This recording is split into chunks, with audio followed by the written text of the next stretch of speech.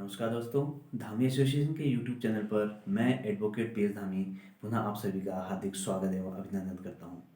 दोस्तों, मुझे उम्मीद है कि पिछले वीडियो की भांति इस वीडियो को भी आप बहुत पसंद करेंगे और पूर्ण रूप से जरूर देखेंगे। दोस्तों, आप लोगों से एक गुजारिश है कि आप जो भी मुझे कमेंट्स करते हैं, मुझे व्यक्तिगत नंबर पर कमेंट्स करने के बजाय मेरे फेसबुक और यूट्यूब अकाउंट्स पर कमेंट करेंगे तो इससे और ज़्यादा लोगों को समझने में आसानी होगी। दोस्तों, इसी कड़ी में आज हम इनकम टैक्स का एक नया और इंटरेस्टिंग टॉपिक आप लोगों के मध्य लेके आए हैं, जिसमें वर्ष 2019-20 में जो वित्तीय वर्ष 2019-20 है, उस वित्तीय वर्ष में वित्त विधायक द्वारा क्या नए नियम पारित किए गए हैं, आइए इसके बारे में हम जानकारी लेंगे। चलिए दोस्तों, शुरू करते हैं। फर्स्ट तो मौलिक छूट में जो भी चेंजेस लाने थे 2018 से फाइनेंशियल ईयर से पहले लेके आ गई है, इसमें अभी कोई भी नए संशोधन नहीं हुए हैं।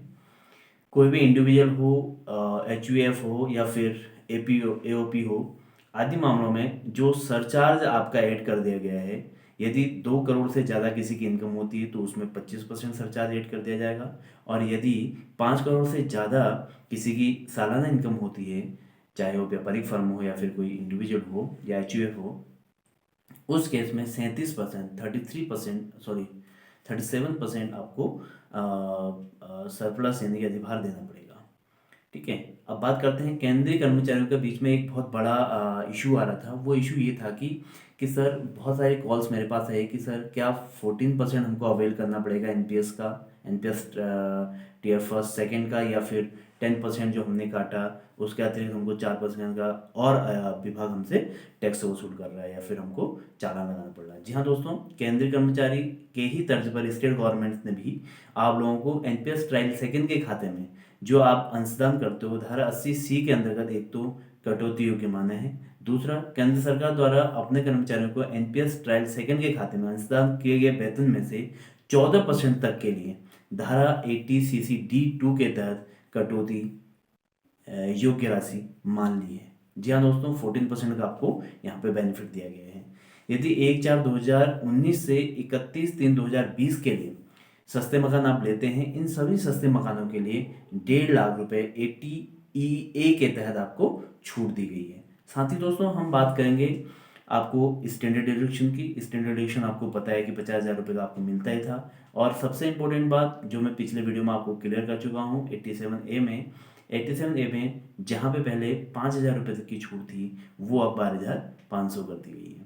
ये तो दोस्तों कुछ इंपॉर्टेंट विधेयक से जिसके बारे में आप लोगों को कन्फ्यूजन था। मैं अभी भी आप लोगों को बोल रहा हूँ कि 14% जो NPS आप लोगों को कटता है वो आप 14% चालान लगा दीजिएगा। यदि सुविधा होगी तो आप जब रिटर्न फाइल करिएगा उस वक्त आप मेरे को जरूर कंसर्न कर लीजिएगा कि हम इस 14% यानी कि जो 4% आपने 10% का अतिरिक्त दिया है उसको कहाँ कहाँ आप अवेल कर सकते हैं।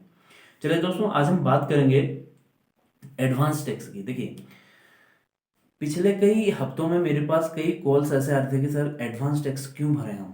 कई व्यापारी आ रहे थे और कई ऐसे पेंशनर भी थे जो एडवांस टैक्स भरना चाह रहे थे। मैंने उनको कतिपय कारणवश उनको समझाया कि आपको एडवांस टैक्स अभी जरूरत नहीं है, क्योंकि वो ऑलरेडी सुपर सीनियर सिटीजन और सीनियर सिटीजन के कैप में आ रहे थे। देखिए, advance tax 1961 income tax act के जो 207/1 यानी कि सेक्शन 207 एंड सबसेक्शन 1 के तहत डिफाइन किया गया है। इसमें ये कहा गया है कि वह व्यक्ति, चाहे वो सैलरीड पर्सन हो, चाहे वो HUF हो, चाहे वो AOP हो, ये सारे जितने भी प्रकार के व्यक्ति होंगे, ये सब व्यक्ति वो भरने के दायी हैं, एडवांस टैक्स भरने के दायी हैं, बशर्ते कि इनका एजम्पशंस या फिर हम ये कह सकते हैं कि इनको ये मालूम होना चाहिए कि मेरे को अगले साल लगभग मेरा 10,000 से ज़्यादा का टैक्स हम लोग गवर्नमेंट को पे करने जा रहे हैं या पे कर सकते हैं। दूसरे शब्दों में ये कहूँगा, वह व्यक्ति एडवांस टैक्स भरने के लिए दायी है जो या तो TDS नहीं काटता है, 800 पे TDS नहीं देता है, या अपने DDO द्वारा TDS नहीं कटवाता है, या फिर वह व्यक्ति जिसको लगता है कि वह अगले साल यानी कि जिस असेसमेंट ईयर में आप जिस फाइनेंशियल ईयर का यानी कि वर्ष 2019-20 फाइनेंशियल ईयर की मैं बात करूं तो इसका जो असेसमेंट होगा 2021 में, तो 2021 में कितना टैक्स मुझे जाएगा, यानी कि मुझे सरकार को कितना टैक्स देना पड़ेगा अपने इनकम के हिसाब से, वो अपना एक अपने दिमाग में कैलकुलेशन कर लेता है, और उसके हिसाब से यदि बैठता है कि मुझे 10,000 से ज़्यादा टैक्स सरकार को देने हैं, तो उसको टैक्स स्लैब के अनुसार जो जो रेट्स बने हैं उसके अनुसार, उनके जो जो डेट्स बने हैं लास्ट ड्यू डेट, उनके अनुसार उनको टैक्स पे करना पड़ता है ना। तो उसको हम एडवांस टैक्स कहते हैं, यानी कि अग्रिम रूप से टैक्स का भुगतान करना।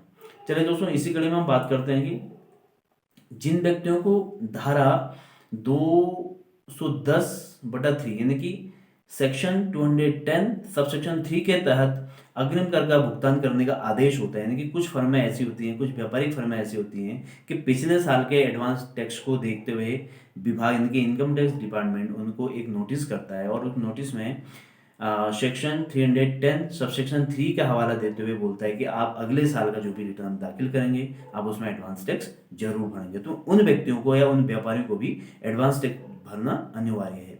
अब मैं बात करता हूँ दोस्तों वरिष्ठ नागरिक, जो मैंने पहले भी कहा था कि उनको, वरिष्ठ नागरिकों को यदि वो अन्य कोई व्यापारिक पेशा नहीं करते हैं, उनको एडवांस टैक्स करने के लिए बाध्य नहीं किया जा सकता है। अगर वो अपने स्वेच्छा से करना चाहें तो इट में भी प्रोसीड। अब हम बात करते हैं दोस्तों जो ड्यू डेट्स होती हैं, लास्ट ड्यू डेट्स, वो कब कब होती हैं। देखिए, फर्स्ट क्वार्टर में क्या होता है कि 15 जून तक आपको 15% अपने पूरे इनकम का, जो आप अंदाजा लगा दो कि आपके साल भर की इनकम इतनी होगी, उसका 15% आपको जमा करना पड़ता है। दूसरी ड्यू डेट आती है 15 सितंबर तक। 15 सितंबर आपकी जो अग्रिम जो 30% की धनराशि होती है, अपने पूरे इनकम की 30% वो जमा करनी होती है। फिर आता है आपका 15 दिसंबर। 15 ऑफ दिसंबर को आपको 30% जो और बनता है उसका जमा करना होता है, यानी कि फर्स्ट स्लैब आपका आ गया 15 जून। 15 जून में आपको 15% अपनी टोटल इनकम का डालना होता है। उसके बाद आता है आपका 15 सितंबर। 15 सितंबर में 30% ऑफ द टोटल इनकम, वहां तक जितनी भी बनी है, ये हो जाना चाहिए आपका अग्रिम टैक्स जमा, यानी कि एडवांस टैक्स जमा। उसके बाद आता है दिसंबर 15 तक फिर अग्रिम 30%, यानी कि थर्ड क्वार्टर में 15 तारीख तक आपको 30% और जमा हो जाना चाहिए, और फोर्थ क्वार्टर के लिए 25% ही बचना चाहिए, कि फरवरी तक आपको 25% पूरा पूरा जमा कर देना चाहिए। हालांकि 31 मार्च लास्ट ड्यू डेट होती है अग्रिम टैक्स जमा करने की, यहाँ तक आपका पूरा हो जाना चाहिए। दोस्तों, अगर इसके अलावा आप अग्रिम टैक्स नहीं जमा करते हैं तो गवर्नमेंट आपको पेनल्टी कर सकती है। और एक इम्पोर्टेंट बात यह कि जो छोटे व्यापारी होती है, सेमी व्यापारी होते हैं, उन व्यापारियों को जिनका कि हम ITR 4S या फिर 3 भरते हैं, उन व्यापारियों को अपना जो टैक्स भरने की या फिर एडवांस टैक्स भरने की जो ड्यू डेट होती है वो होती है 31 ऑफ द मार्च, यानी कि 15 मार्च होती है। अगर लेट फीस के साथ साथ भरना चाहते हो 31 ऑफ मार्च होती है। वो व्यापारी जो छोटे लेवल के होते हैं उनको टैक्स भरने की जो लिमिट है वो 44 AD या फिर 44 ADA के तहत टैक्स दायर करने का राइट्स मिलता है। मुझे उम्मीद है दोस्तों ये वीडियो आपको बहुत वैल्यूबल आया होगा, आपको पसंद आया होगा।